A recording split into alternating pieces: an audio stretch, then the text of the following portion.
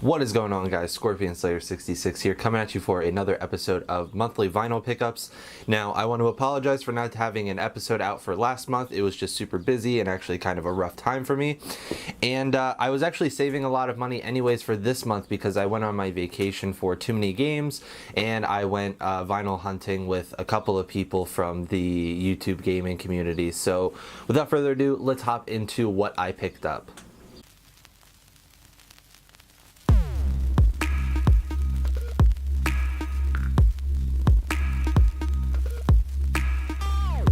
The first couple of things are all random little purchases I made. The first one, this one came from eBay, and this is Earl Sweatshirt's debut mixtape. Now, I've wanted this on vinyl for a long time because I genuinely think it's like one of my favorite rap debuts of the current time. And unfortunately, it didn't have the original cover. It has this instead extremely ugly and out of Earl Sweatshirt's character cover on it. But it's fine. It does come on clear vinyl, and it sounds pretty decent. The first song is a little poppy, a little crackly, but the rest of it sounds pretty much just as the digital would, so very cool stuff. These bootlegs were pretty limited if I remember, and I think I paid about 30 bucks for it. Next up, I binge purchased a couple death records because I was really obsessed with them this month, and the first one I got is Human. Now, this is where they started coming more into their own and brandishing that death metal genre that they would later be known as the pioneers of. And yeah, this album is just absolutely fantastic. This is definitely one of the better places to start in their catalog if you're trying to get into that extreme side of metal music, the death metal side. And this one comes on a beautiful gold vinyl, and it sounds really nice. I actually just got these today, but I wanted to spin at least one of these to see what the sound quality was like for this video. And yeah, this one was really solid. I believe this came out in 2017, this reissue was done, and it comes with a cool little booklet type of thing that has all the credits, people talking about the album, some nice pictures of the band, some collage type stuff, and it also does come with a download code, so that is very cool. But yeah, absolutely amazing album, and they only ever got better from here in my opinion. Next up is The Sound of Perseverance, the band's final album before they disbanded, and unfortunately Chuck would pass away shortly thereafter. But yeah, this is a little bit different than even the other death metal stuff that they were doing before. This one's a little bit more doomy, kind of progressive type metal. A lot of the ideas are very thorough, strung out, orchestrated and arranged in a really cool way. Love this gatefold in here.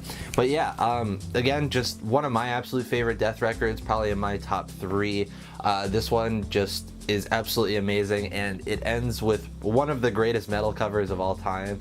They covered Judas Priest's Painkiller, and they turn it to a more death metal style, and for me, it even outshines the original. So yeah, fantastic album, and very stoked to have it.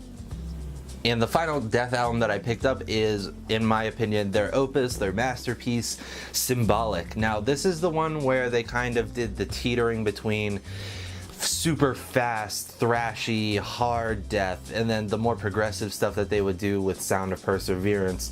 This hits both of those, and I mean, this is just an absolute metal classic. I think everybody who's into metal genres, the metal genre, should hear this at some point in their life.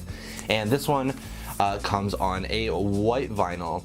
I forgot to mention it was Sound of Perseverance, but that also came on gold vinyl, and those were both limited to 500, at least from what the packaging said. I just forgot to make a note of that. But yeah, just absolutely incredible album. If you guys are at all into metal music, it's an essential. So during the last month, I actually had the privilege to start working at a record store, and I have purchased a couple things since I've been there, and that's what these next like 5 are. The first one being 2001: A Space Odyssey, the soundtrack to the Essential film.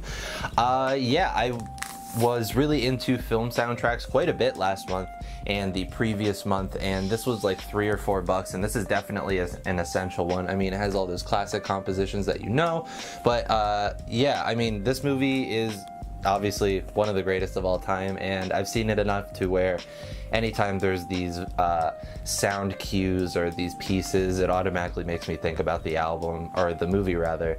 And yeah, it just brings back like a lot of awesome images in my head every time I listen to it. So yeah, one of the best film soundtracks out there. If you find it for cheap, definitely recommend.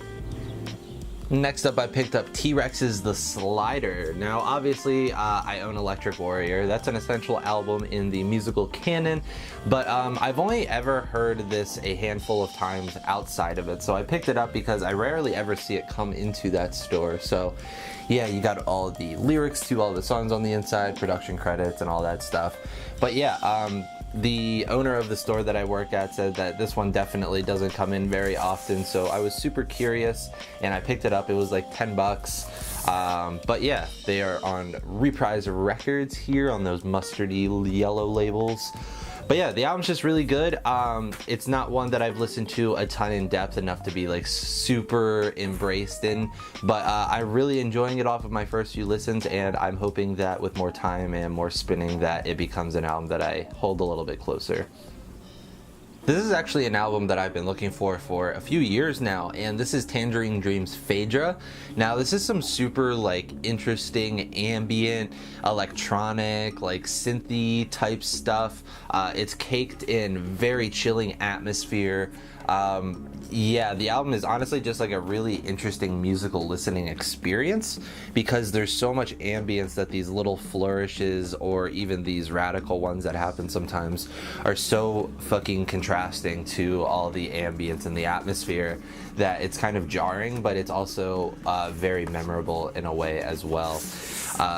On Virgin labels here, I think this is the first time I've ever had one of these labels, or at least I totally forget, because they look way different than anything I've ever seen. But yeah, amazing album. I've been looking for it for years, and I paid a total of $8 for it. And the last thing before I'm going to show off all of my vacation purchases, this was a $2 bin find, and I've been looking for this one for quite a number of years now. This is Dr. John's In the Right Place. Now, this is just some absolutely amazing, like bluesy, funky, jazzy rock music. It's really just a super good mix of all these different genres, and it's kind of weird at the same time because Dr. John was a weirdo in his day. But yeah, this album is absolutely amazing. The only weird thing is it folds out from this side, and I hate that. I do not like that at all.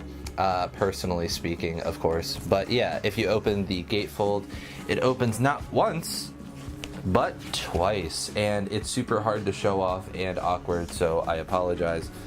But yeah, it's really good. It's a really underappreciated album. It's usually not $2, and that's why I picked it up. The cover on this one is just quite a bit beat, but the record itself plays fantastic. These are on Atco. So very cool stuff, and again, for $2, this is kind of a hard one to deny.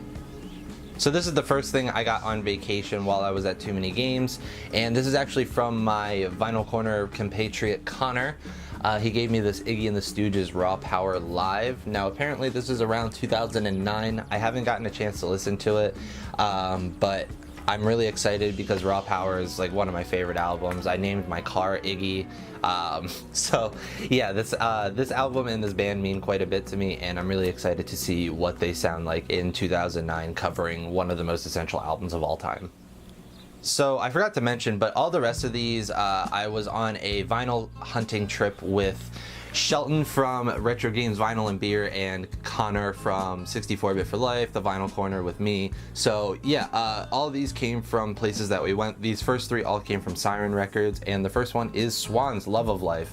Now, if you guys know me, I love my Swans, and this month I just was really engulfed in their sound. I listened to them a ton this month, and this was just one that I didn't pick up. It's definitely not one of their better ones per se, but a bad Swans album is going to be better than most other albums out there in terms of general releases and such.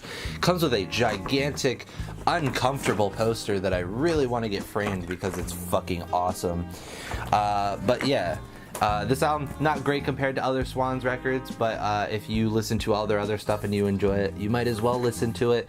I think this was like $17.99 and it was sealed, so very cool to have another one of their records for my collection. Next up, we have Earth with Earth 2. Now, if you guys know Earth, they're a really really amazing doom metal type band, and they have made a couple really amazing albums, including Bees Made Honey in the Tiger's Skull, and this one, of course. I picked this up because it's pretty cheap. It was like $16.99, I think, and it's 2 records, and it comes with this really cool like little print, and it has a download code. So I bought it because it was really cheap, and of course I like this album. It's not an album that I've listened to again a ton, but from the times I've listened to it, I really have enjoyed it, and I kind of want to get more engulfed in its universe. So yeah, really excited to have this one, and I can't wait to dive in. And the last thing I picked up from Siren, this is Rites of Spring, Rites of Spring. Now this is obviously a very classic and beloved album, has people that would go on to be in Fugazi in it. So yeah, I mean, it's just an absolutely stunning punk album. It's obviously not the fastest punk album on the planet, but it definitely has some more musical chops behind it than just pure ferocity. So very cool stuff. Lyrics on the back, some production credits and pictures, and yeah, just absolutely amazing album. If you guys are at all into punk music, you definitely got to listen to this. And the rest of these records are all going to come from Double Decker Records in Allentown, Pennsylvania, probably my favorite record store on the planet, and you'll definitely see why towards the end. But the first thing I picked up for $5, this is Donny Hathaway, Extension of a Man. Now this is an album I am not very familiar with at all. I've listened to a couple tracks, but recently, I've actually seen quite a number of artists that I respect talking about this album or posting it on their social medias, and I've been very curious.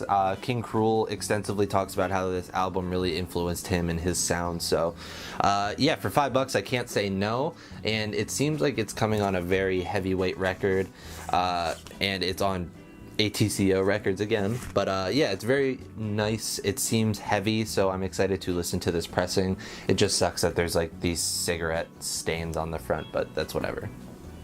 Next up we have Beach House Bloom. I apologize if this is very hard to look at. I can definitely understand, but yeah, this album is absolutely amazing. I mean, I've talked about Beach House on the channel before, at least once I think, or maybe I haven't because I didn't release that video last month and I'm an idiot. But yeah, anyways, I absolutely love Beach House. They're one of my favorite contemporary bands. They always find a new and interesting way to go about pop music, whether that be making it more ethereal, making it a little bit more folk based, whatever it be. But yeah, a lot of people say that this is their favorite Beach House album, and it's a really fair argument. This album is top quality, but it's definitely not my personal favorite Beach House. That would probably go to Devotion personally. But yeah, the album packaging on this is absolutely beautiful. All of these photographs perfectly encapsulate what this album sounds like and the musical aesthetic behind it, and it's honestly just gorgeous. And it does come with a download code, which is very nice. But yeah, like seriously, these pictures perfectly describe what this album sounds like if you've never heard it. If you like these pictures, listen to this album. I think you would enjoy it. So these last 4 things coming from Double Decker are definitely the gems. This first one being The Residents' Third Reich and Roll. Now, if you guys don't know The Residents, they're a very weird, eclectic, very Zappa-esque type band. They take a lot of detours and they fuck around with a lot of like musical structures and inserting like spoken word and just random like sonic passages where they shouldn't belong. But yeah, this album is absolutely amazing. It's a little offensive, thus all the over stickering of censored here. But yeah, there's a song on here about Hitler being a vegetarian.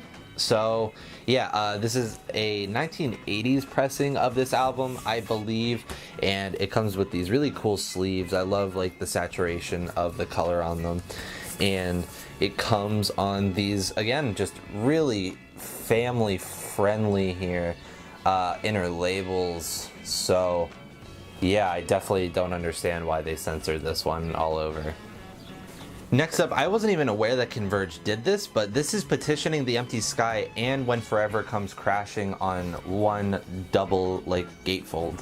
So first off, this is a fucking great idea for this band with how short their albums are and like how much they love to do like crazy shit with their vinyl. This is an absolutely great idea, and I definitely want to pick up more of these in the future. But there's a funny story behind this. So Retro Games Vinyl and Beer found a copy of the same exact thing and picked it up, and I was pissed because I wanted it. And then he found another, and it turns out mine were much cooler color records than his. My Petitioning the Empty Sky is this orange and red like swirl mix, and yeah, I really don't think this could have come out any better. And my When Forever Comes Crashing is this white and blue mix. So yeah, his just came on these standard reds, so suck my shit, Shelly. But thank you for giving me this one. I appreciate it, and I definitely think it was worth the $5 extra compared to yours. Another thing that's been very high on my want list as of recent, this is Grateful Dead's Europe 72 box set. Now, if you guys don't know, this is one of the better Grateful Dead albums for sure. The showcase is why they were much better as a live band than a studio band. Not much going on in there, but then you flip it onto the back, and you get all those iconic images and such. But yeah, this album is absolutely amazing. It just shows off everything that was the Grateful Dead, the reason why people cared about them so much. Just amazing jamming, a lot of improvisation, just flowing with the music, letting the music take you where it wants you to go. And yeah, this is definitely one of the pinnacle things that people should listen to if they want to understand what the Dead are all about and why so many fucking people love them still.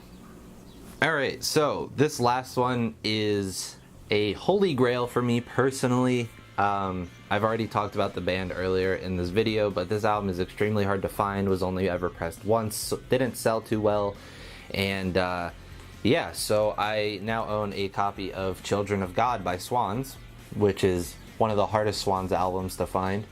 I got a really good deal on it, definitely wasn't cheap, but it was definitely worth the price for me because this is an album I've been looking for a long time.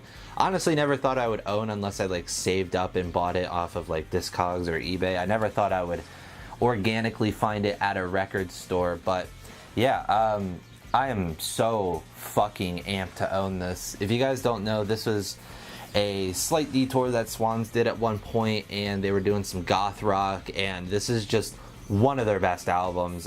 It's so beautifully recorded, played. All the vocals by Jarbo are absolutely bone-chilling. And yeah, if you guys are curious, I did pay $72, or I think it was $75 for this, but yeah, it usually goes $90, $100, so I think it was worth it in the end for a guy who likes Swans as much as I do. So that's everything I picked up in the month of June. Before I get going, I just wanted to say that me and Connor are probably going to start doing more with the Vinyl Corner channel. Getting together in person actually like kind of really helped us bring together some ideas and get that motivation to actually work on shit a lot more. So I'm going to leave a link to my collab channel with 64-Bit for Life in the description. It's a vinyl channel, but I'm hoping to take that a little bit more seriously than even this channel. I want to try and do that at least like every week you guys get a video or something like that. So yeah, but besides that, let me know down in the comments what your favorite thing I picked up this month was. Let me know an album that you think I should listen to. And until next time, guys, take care.